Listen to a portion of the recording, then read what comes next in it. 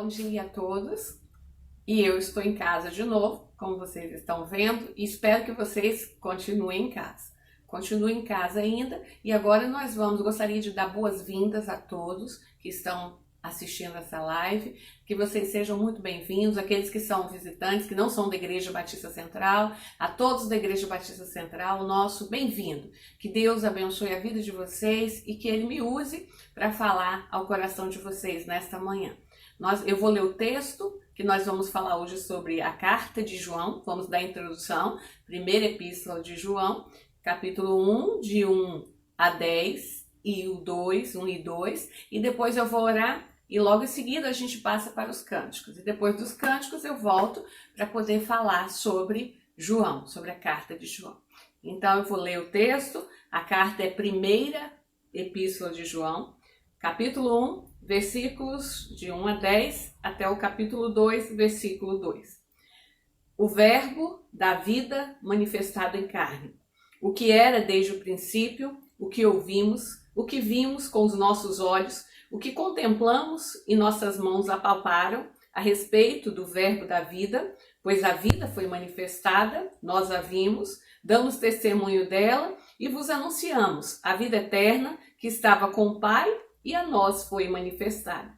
Sim, o que vimos e ouvimos, isso vos anunciamos, para que também tenhais comunhão conosco. E a nossa comunhão é com o Pai e com o seu Filho Jesus Cristo. Essas coisas vos escrevemos para que a nossa alegria seja completa. Deus é luz, e quem não anda na luz não tem comunhão com Ele. E a mensagem que dele ouvimos e vos anunciamos é esta: Deus é luz, e nele não há treva alguma. Se dissermos que temos comunhão com Ele e andarmos nas trevas, mentimos e não praticamos a verdade. Mas se andarmos na luz, assim como Ele está na luz, temos comunhão uns com os outros, e o sangue de Jesus, seu Filho, nos purifica de todo o pecado. A confissão do pecado e o perdão.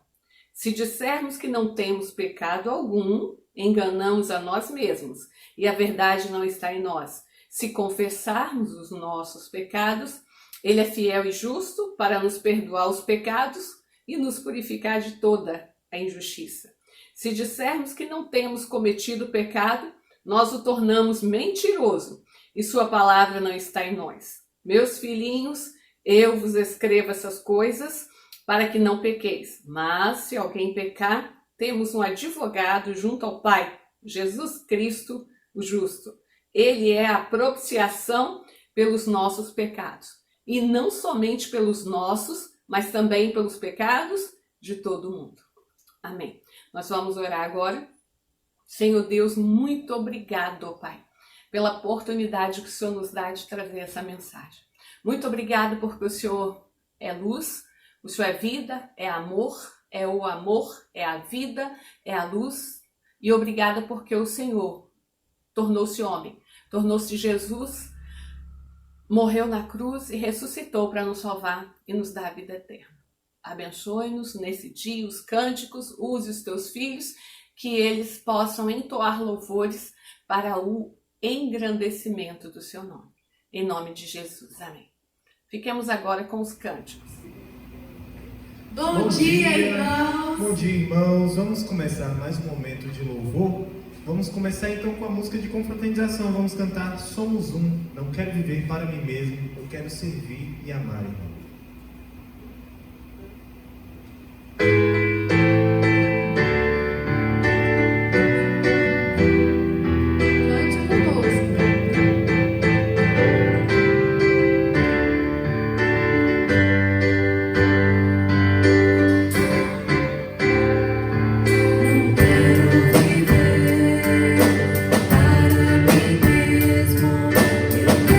Servir e amar.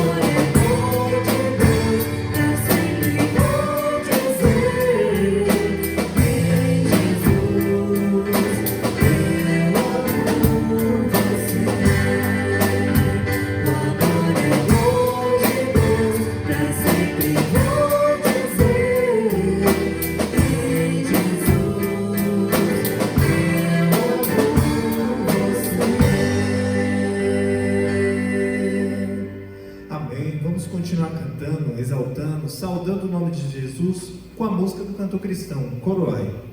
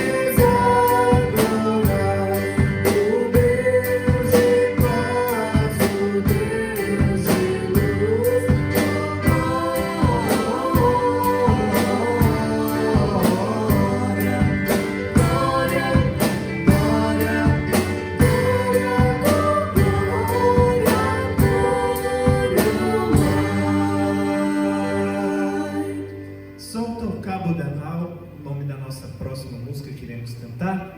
Cante conosco essa música bem conhecida que faz um tempo que não cantamos ela. E levanta do sofá, que essa música é mais animada.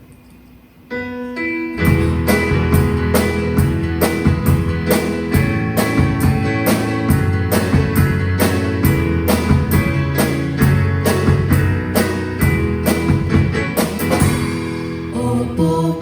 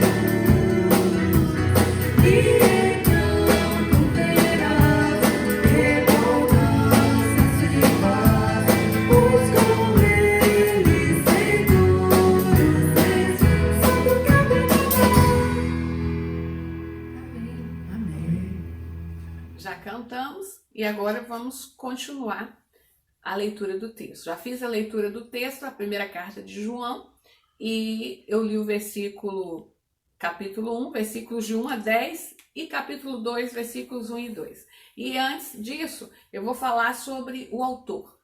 O livro de João, por quem foi escrito? Provavelmente, a maioria das pessoas acham que o livro de João foi escrito por João. João, o discípulo apóstolo de Jesus, que ele era irmão de Tiago. Alguns acham que o livro não foi escrito por João. Alguns acham que o livro foi escrito por João, sim, mas não João, discípulo de Jesus. Acham que eles tinham dúvida se esse João que escreveu a primeira carta, segunda e terceira carta de João, esse João que escreveu o Evangelho e o Apocalipse, era o mesmo João, discípulo de Jesus, ou era um João ancião que apareceu lá na Ásia Menor. Mas a maioria chegou à conclusão de que era, porque João, o discípulo de Jesus, esteve no final da vida dele, ele morou em Éfeso, na Ásia Menor, e passou os dias dele, morreu ali, naquele local. Então, chegaram à conclusão de que quem escreveu a carta foi João, o discípulo de Jesus. Também, para quem essa carta foi escrita? A carta foi escrita, como ela não tem um autor, não é anônima, não tem para quem foi escrita, chegaram à conclusão de que a carta foi escrita para as igrejas da redondeza de Éfeso e região. Então, essas igrejas da região foi escrita. Por quê? Porque João, como eu disse, ele passou o fim da vida dele lá em Éfeso. E também porque João, na época, ele está combatendo uma doutrina, uma heresia, uma falsa doutrina. E essa falsa doutrina que ele está combatendo, ela surgiu no final do século I, surgiu 90 depois de Cristo. Então, por essa causa, chegaram-se à conclusão de que a carta foi escrita por João e que realmente ela foi escrita para as igrejas da redondeza de Éfeso, por causa dessa falsa doutrina. A data, como eu disse, a tradição chega à conclusão que ela tenha sido escrita no final do século I, no ano 90 depois de Cristo, porque além de João ter passado lá, a heresia combatida era sobre a mesma heresia que aconteceu naquela época, 90 depois de Cristo. E essas cartas de João, elas têm muita semelhança. A carta de João e as cartas de João, a primeira João, e também o Evangelho de João. Eles têm muita semelhança, por isso que eles entenderam que a forma carinhosa dá para perceber que quem escreveu essa carta foi João, discípulo de Jesus. E também a forma amigável dele e a profunda experiência espiritual que ele tem dá a entender que alguém que tem um bom relacionamento com Deus e com o povo de Deus é quem escreveu essa carta. E aí eu vou começar a introdução. A introdução é o propósito. Qual o propósito que João tinha para escrever essa carta? João, ele no capítulo 5, versículo 13, que outra pessoa vai falar mais à frente, ele declara que ele escreveu essa carta para dar garantia da vida eterna àqueles que creem no nome do Filho de Deus. Por que ele está dando essa garantia? Porque naquela época surgiu uma incerteza sobre a condição espiritual que foi causada por um conflito, como eu comecei a falar, desordenado com os mestres de uma falsa doutrina. Esses mestres eram chamados por João de falsos mestres e provavelmente eles eram da igreja, frequentaram essa igreja, a igreja de Cristo, a igreja da redondeza que pregava o evangelho de Cristo, que Cristo veio, morreu, ressuscitou para nos salvar, e aí eles começaram a pregar uma coisa diferente. Eles saíram da igreja e depois que eles saíram da igreja, eles começaram a pregar essa heresia, propagar essa perigosa heresia. E antes disso eu vou explicar, acho que todo mundo deve saber, mas eu gostaria de explicar para a gente relembrar o que é heresia. Heresia, segundo o dicionário, é um substantivo feminino e ela é uma interpretação, uma doutrina, um sistema rejeitado como falso pela igreja. Então, qualquer interpretação rejeitada como falsa pela igreja, qualquer doutrina e qualquer sistema teológico que é rejeitado como falso pela igreja é chamado de heresia.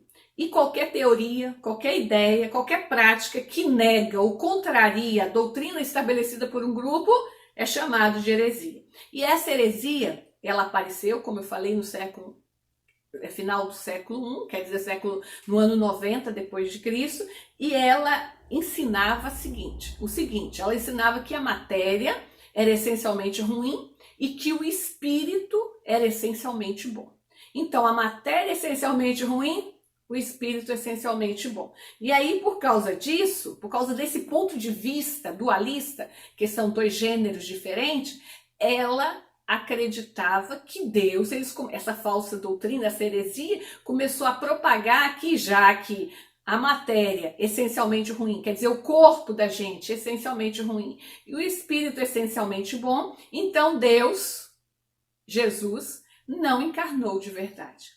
Porque para eles Deus, se ele fosse Deus verdadeiro, ele jamais habitaria num corpo corrupto, um corpo corruptível. Então, se Jesus não encarnou, Jesus não ressuscitou. Eles começaram então a negar a ressurreição de Jesus e a encarnação de Jesus. Eles diziam que o corpo de Jesus era um corpo humano, supostamente, um corpo aparente, não era humano real, não era real, ele era aparente. E aí João começa a combater vigorosamente esse erro. Ele combate esse erro. E aí, em primeiro lugar, no conteúdo, o que João quer pregar na carta? Principalmente no capítulo 1 e no comecinho do capítulo 2, 1 e 2, ele está pregando aqui três coisas, basicamente. Em primeiro lugar, ele ressalta o amor, depois ele ressalta a luz, ressalta o conhecimento e ressalta a vida. Ele adverte essa heresia com essas quatro coisas: amor, luz, conhecimento e vida. Quatro coisas. E ele diz que acaba deixando claro que possuir amor é uma evidência clara de uma pessoa que é cristã. E a falta de amor indica que a pessoa está nas trevas. Se ela é cristã, ela ama o próximo e ama a Deus sobre todas as coisas. Se ela não demonstra esse amor com as atitudes, ela não é cristã. Ela está nas trevas. E aí ele coloca aqui que Jesus se manifestou de duas maneiras. No versículo 1, Jesus se manifestou através da palavra, né? Houve, apareceu, aconteceu, veio mesmo, encarnou. E ele se manifesta através da vida eterna. Ele veio, viveu aqui, foi homem, sofreu sim, muito. Os cravos foram de verdade, os cravos nas mãos, nos pés, saiu sangue, ele foi crucificado, ele morreu e ele ressuscitou para nos dar a possibilidade de vida eterna e a certeza para os que creem de vida eterna. Então ele, no versículo 1 e 2, diz que Jesus, ele veio e ele se manifestou na palavra, na Bíblia, nos ensinamentos, nos que as pessoas diziam e através da vida eterna, dando-nos vida eterna. Existem também dois motivos para escrever a carta. Dois motivos que João tinha para escrever a carta. Nos versículos 3 e 4, eu vou ler aqui. Sim, o que vimos e ouvimos, isso vos anunciamos, para que também tenhais comunhão conosco. E a nossa comunhão é com o Pai e com seu Filho, Jesus Cristo. Estas coisas vos escrevemos para que a nossa alegria seja completa. Então ele está dizendo aqui que a alegria é completa quando nós temos comunhão com Deus. Comunhão com Deus e comunhão com os irmãos. A nossa alegria se torna completa. Condições para estar em comunhão. Qual é a condição que nós temos que ter para estar em comunhão com Deus? O versículo 5 a 7 diz assim, que devemos ter algumas condições para andar em comunhão. Ele diz assim, e a mensagem que dele ouvimos e vos anunciamos é esta: Deus é luz e nele não há treva alguma.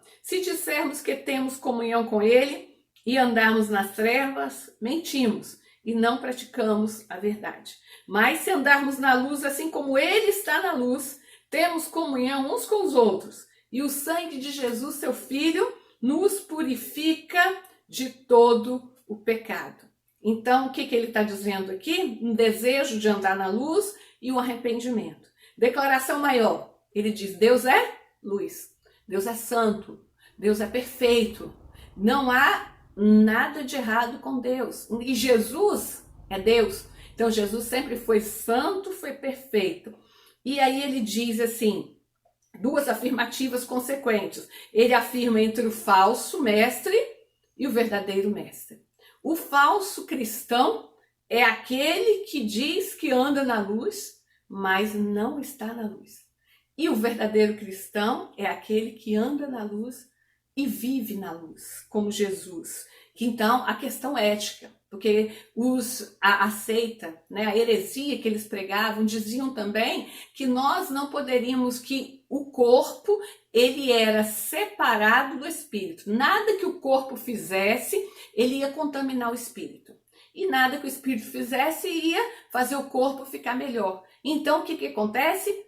O cristão, na cabeça deles, podiam pecar, podia se prostituir, podia beber, fumar, que nada que o corpo fizesse ia contaminar o espírito. E João não aceitou, e por isso ele colocou essa carta combatendo, porque a Bíblia não diz isso. Ela diz que se a gente está na luz, a gente anda na luz.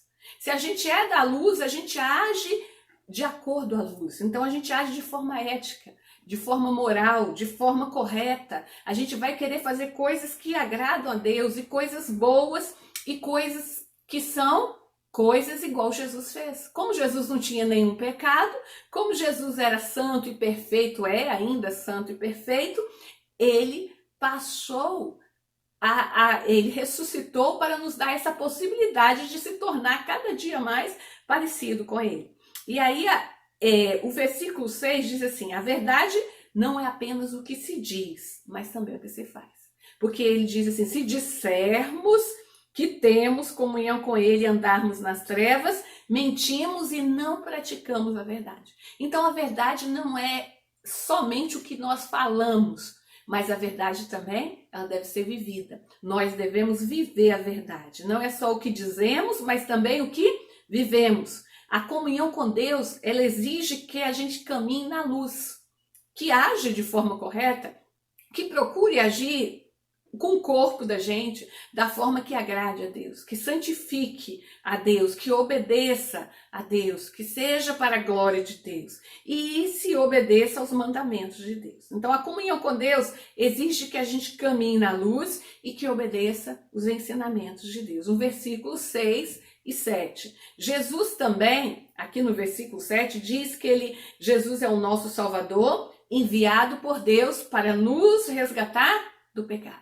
Então há a possibilidade sim de nós purificarmos o nosso corpo, de nós transformarmos o corpo, de fazermos com que o nosso corpo seja cada vez menos corrupto, menos pecador, quando a gente aceita Jesus e procura agradar, procura ter uma vida que agrada a Deus e deixa o Espírito Santo cada dia transformar a nossa vida.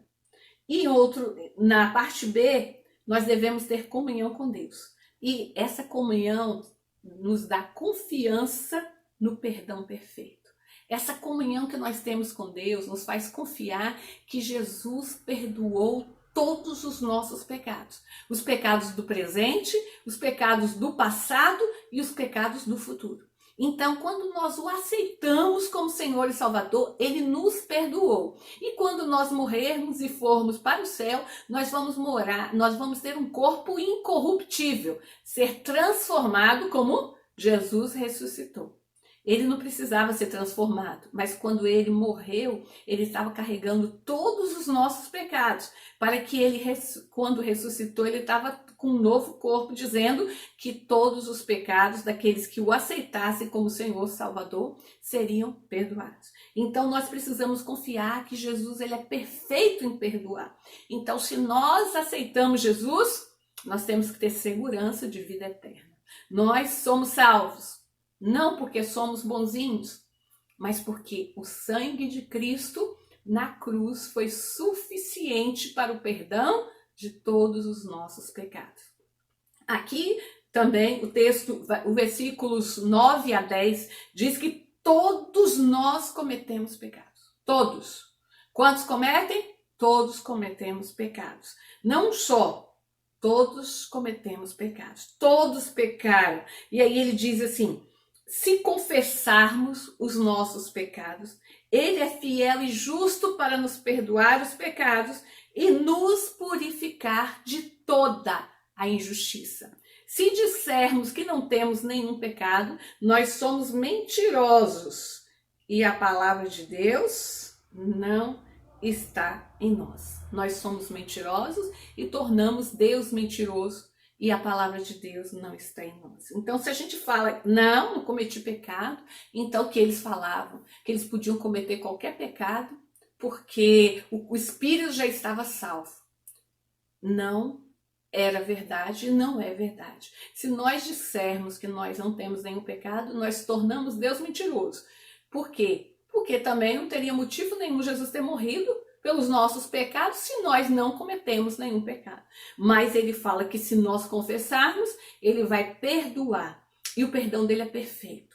Se você pecar amanhã, aí você fala, meu Deus, vou pecar amanhã eu posso pecar. Ou amanhã você peca e fala, eu pequei. Mas o pecado seu de amanhã já foi perdoado por Jesus na cruz. Isso não é motivo para você continuar pecando. Isso é motivo para você ser grato a Deus e procurar cada dia pecar menos e deixar Deus tomar conta da sua vida. Porque o pecado maior, o pecado de separação total, já foi perdoado na cruz. E os versículos 9 a 10 faz um apelo, né?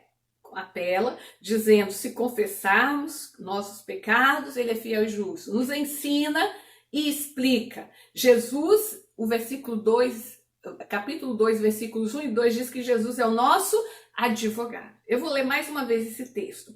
Versículos 1 e 2 do capítulo 2, diz assim, meus filhinhos, eu vos escrevo essas coisas para que não pequeis. Mas se alguém pecar, nós temos um advogado junto ao Pai, que é Jesus Cristo, o justo.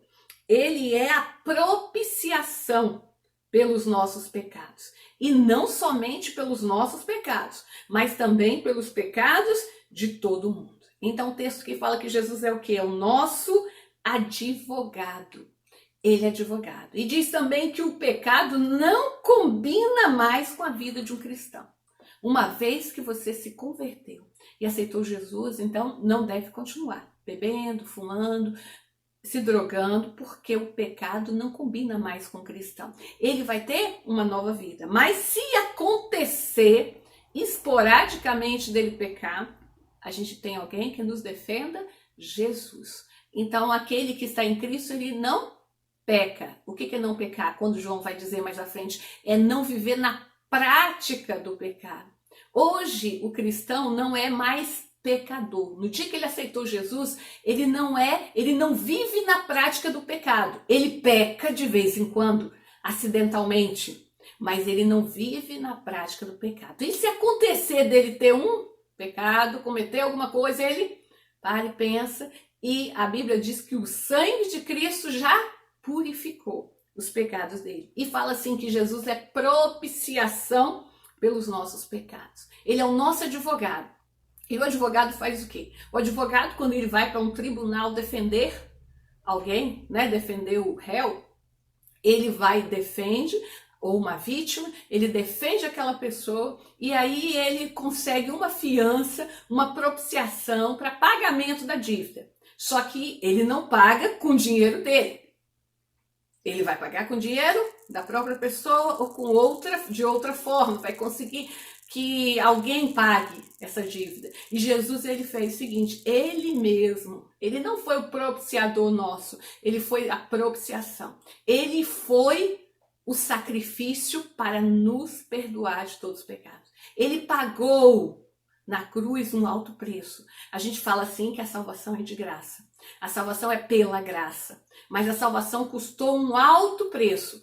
O sangue de Jesus na cruz, a vida dele. Ele se doou por nós e morreu para nos salvar. E é isso que João estava ensinando para as pessoas, no perdão perfeito.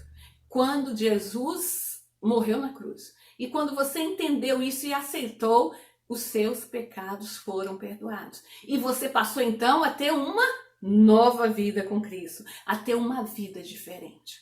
E eu queria fazer um apelo a você. Pense bem na sua vida e pense em tudo o que Jesus já fez por você e tudo que ele ainda pode fazer. Pense que se você já fez um compromisso de aceitá-lo como Senhor e Salvador. Pense que ele te amou tanto, mas tanto, que ele deu a própria vida dele para morrer em seu lugar, para poder fazer propiciação dos seus pecados, para pagar toda a dívida que você devia de ir para o inferno. E ele te tirou esse peso, essa escravidão. Mas para que ele fizesse isso, você precisa entendê-lo e aceitá-lo como Senhor e Salvador. E se arrepender e deixá-lo transformar a sua vida e ter uma vida diferente. João, ele era um homem que para algumas pessoas ele era considerado, os artistas, os pintores diziam, pintam João como uma figura de um homem afeminado. Mas o João, discípulo de Jesus, ele era chamado de filho do trovão. Ele tinha um temperamento forte, ele era vingativo, ele era nervoso, mas ele foi transformado, que no final ele começou a ser chamado profeta do amor. E no fim da vida, aqui na carta, ele está falando, meus filhinhos, com carinho, tendo misericórdia, tendo amor por nós. Por quê? Porque ele aceitou o Deus de amor. Ele aceitou Jesus, que é o amor. E o meu desejo é que você, se não fez ainda, aceite Jesus no seu coração, porque ele já morreu na cruz para te salvar e te purificar de todos os seus pecados. E se você ainda está esperando um milagre de Deus ainda por vir, saiba que o milagre já veio. E o maior milagre que poderia ter vindo é Jesus, ter se tornado homem, ter morrido e ressuscitado para nos salvar e nos purificar de todo o pecado. Que ele nos abençoe hoje e sempre. Amém. E depois desse momento de reflexão que nós tivemos, vamos refletir também com a música Ó Senhor, vem me dirigir. Nesse momento tão difícil que estamos passando, só pedimos a direção do nosso Senhor nesse momento.